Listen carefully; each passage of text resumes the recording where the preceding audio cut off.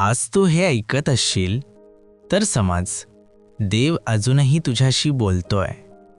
ज्याला कान आहेत तो आत्मा मंडळांना काय म्हणतो हे ऐको. प्रकटीकरण 2:17. तू थकलाय, कदाचित हरलेलास असं तुला वाटतंय. लोकांना दिसत नाही, पण देव तुझा प्रत्येक संघर्ष पाहतोय आणि तो म्हणतो, जो विजय मिळवतो त्याच्यासाठी मी लपवून ठेवलेलं मान्ना देईन.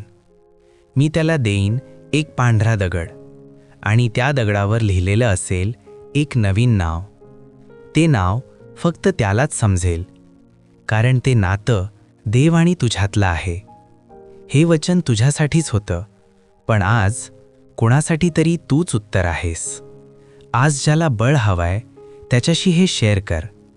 आणि अशी वचने रोज ऐकायची असतील तर जीसस लिव्ह सबस्क्राईब कर.